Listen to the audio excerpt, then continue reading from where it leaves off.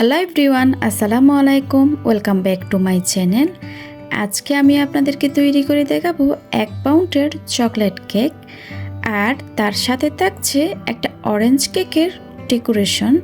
আমার চ্যানেলে অনেকগুলা অরেঞ্জ কেকের রেসিপি আছে, আপনারা চাইলে ওইখান থেকে দেখে নিতে পারেন। আশা করছি আমার আজকের এই রেসিপিটা আপনাদের ভালো লাগবে। ভালো লাগলে প্লিজ আমার চ্যানেলটা সাবস্ক্রাইব করার অনুরোধ রইল। সাথে থাকা বেল আইকনটিও ক্লিক করে দিবেন, এতে করে আমি ভিডিও আপলোড করলে আপনারা সাথে সাথে নোটিফিকেশন পেয়ে সবার আগে দেখতে পারেন। প্রথমে শুকনো উপকরণগুলো ছেলে নিব, এই জন্য একটা ছাঁকনি নিয়ে নিলাম।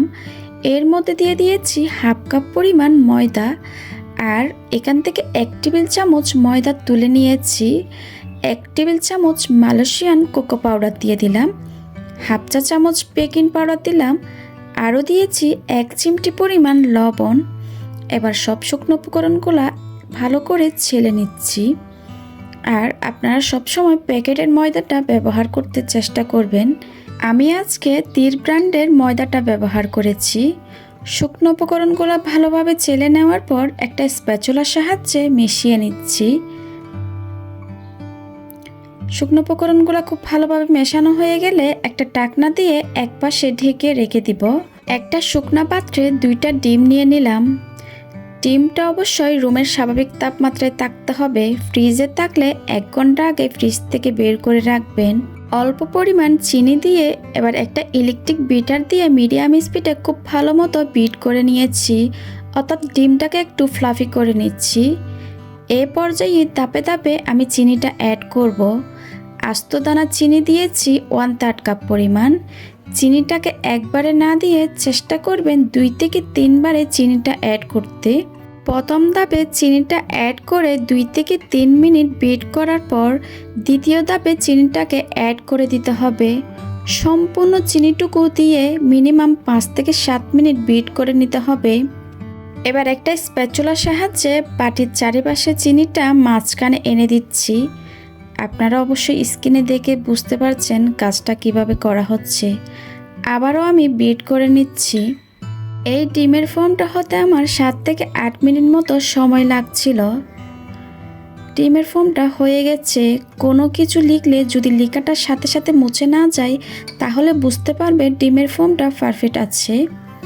এবার এখানে আমি 1 টেবিল চামচ রান্নার রেগুলার তেল দিয়ে দিলাম, 1/2 চা চামচ ভ্যানিলা এসেন্স দিয়ে দিলাম। আপনারা চাইলে ভ্যানিলা এসেন্সের পরিবর্তে চকলেট ইমালশনও দিতে পারেন। আবারও 10 থেকে 15 সেকেন্ডের জন্য সব কিছুকে একটু ভালো করে মিশিয়ে নিয়েছি। এবার আগে থেকে শুকনো উপকরণগুলো ছেলে রেখেছিলাম, শুকনো উপকরণগুলো দিয়ে দিচ্ছি। আমি শুকনো উপকরণগুলো 2 থেকে 3 বার করে মিশাবো, এতে করে ডিমের ফোমটা বসে যাবে না। আপনারা চাইলে এই কাজটা একটা হ্যান্ড হুইক্সের সাহায্য করতে পারেন। আর সব সময় খুব আলতো হাতে এই ফোল্ডিং মেথডে শুকনো উপকরণগুলো মেশাতে হবে। আজকের কেকটা আমি ওভেনে বেক করব, তার জন্য 160 ডিগ্রিতে 10 মিনিটের জন্য ইলেকট্রিক ওভেনটা প্রিহিট করে নিয়েছি। এবার একটু স্প্যাচুলার সাহায্যে ভালো করে মিশিয়ে আমি 2টা মোল্ডে ঢেলে নিয়েছি। এবার একটু ট্যাপ করে ওভেনে দিয়ে দিব। আজকের কেকটা আমি বেক করেছি 4 ইঞ্চি মোল্ডে, একটু হাইট কেক হবে এজন্য। কেকটা ওভেন থেকে বের করে ঠান্ডা করে নিয়েছি। কেকটা ঠান্ডা হয়ে যাওয়ার পর আমি 4টা ভাগে স্লাইস করে নিয়েছি।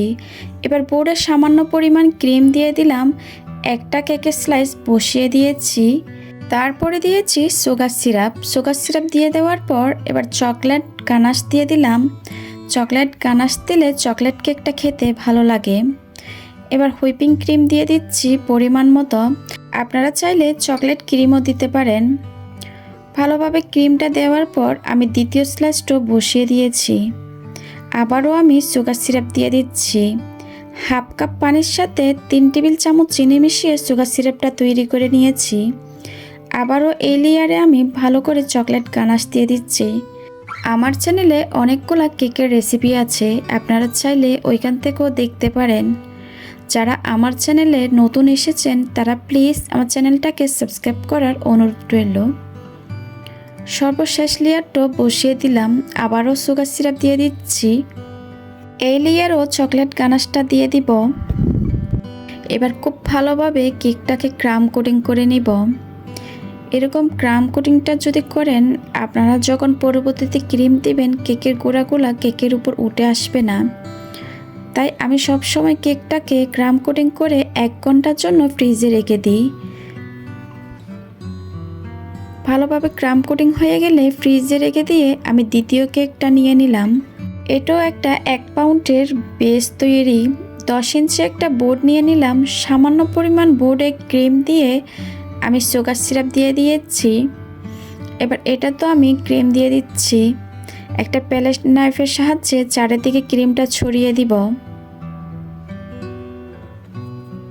আপনারা কীরকম রেসিপি দেখতে চান কমেন্ট সেকশনে গিয়ে কমেন্ট করতে পারেন। আমি ওই রেসিপিগুলো দেওয়ার চেষ্টা করব। এবার সর্বশেষ লেয়ারটা বসিয়ে দিয়েছি। আবার ওইটাতে সুগার সিরাপ দিয়ে দিলাম।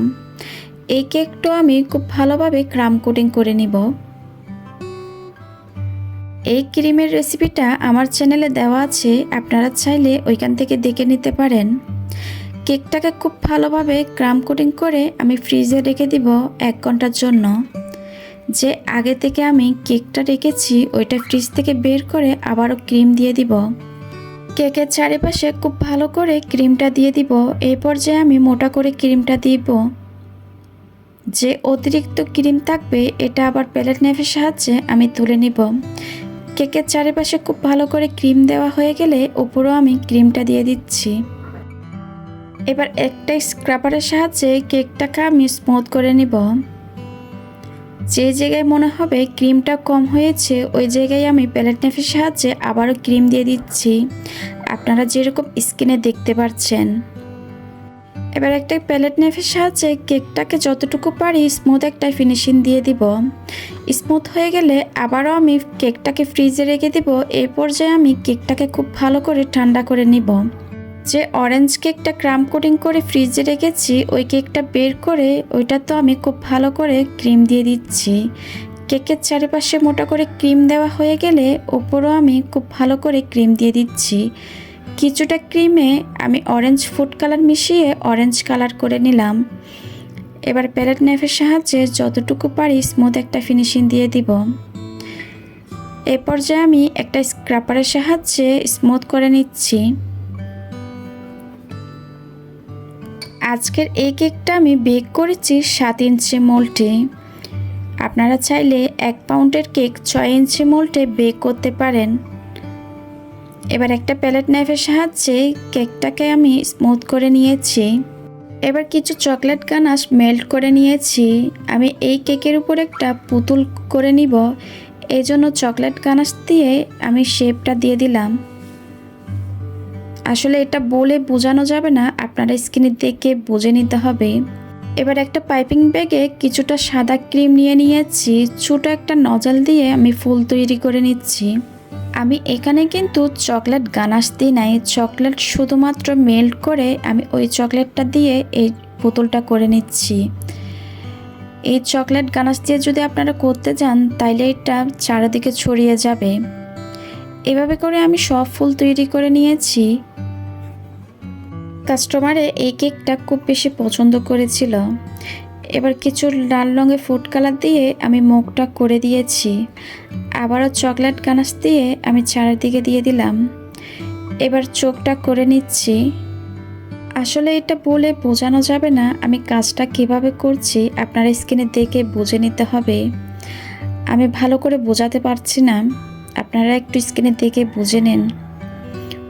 হয়ে যাওয়ার পর আমি চারিদিকে একটা বর্ডার দিয়ে দিচ্ছি, এতে করে কেকটা আরও বেশি সুন্দর লাগবে। কেকটা চারিপাশে আমি বর্ডারটা দিয়ে এবার নিচেও আমি একটা বর্ডার দিয়ে দিব। আগে থেকে আমি কয়েকটা গোলাপ ফুল তৈরি করে রেখেছি। এবার গোলাপ ফুলগুলো আমি বসিয়ে দিচ্ছি। আমার অনেকগুলো ভিডিওতে গোলাপ ফুল তৈরির ভিডিও আছে, এজন্য আজকের ভিডিওতে দেখানো হয় নাই। আপনারা চাইলে ওইখান থেকে দেখে নিতে পারেন। এবার কিছু পাতা দিয়ে দিলাম। এর মধ্যে কেকটা কমপ্লিট হয়ে গেছে। আগে থেকে যে চকলেট কেকটা ফ্রিজে রেখেছি ওইটা খুব ভালো করে ঠান্ডা হয়ে গেছে। এবার ওইটাতে আমি চকলেট গানাশ দিয়ে দিচ্ছি। এখানে আমি 50 গ্রাম চকলেট নিয়েছি আর 25 গ্রাম হুইপিং ক্রিম নিয়ে চকলেটটাকে মেল্ট করে নিয়েছি।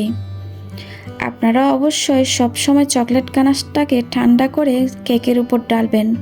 গরম চকলেট গানাশ যখন আপনারা কেকের উপর ঢালবেন ক্রিমটা মেল্ট হয়ে যাবে।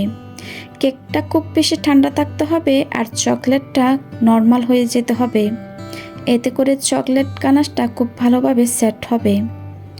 এবার চারিপাশে আমি কিছু ফুল করে দিচ্ছি। আজকের কেকটা খুব সিম্পলভাবে ডেকোরেশন করেছি। কাস্টমারে যেরকম বলেছিল আমি ওইভাবে করে দিয়েছি। আর ডেলিভারি দেওয়ার আগে আপনারা 5 থেকে 6 ঘন্টার জন্য ফ্রিজে রাখবেন, এতে করে কেকটা নষ্ট হয়ে যাওয়ার সম্ভাবনা থাকবে না। আশা করছি আমার আজকের এই রেসিপিগুলো আপনাদের ভালো লেগেছে।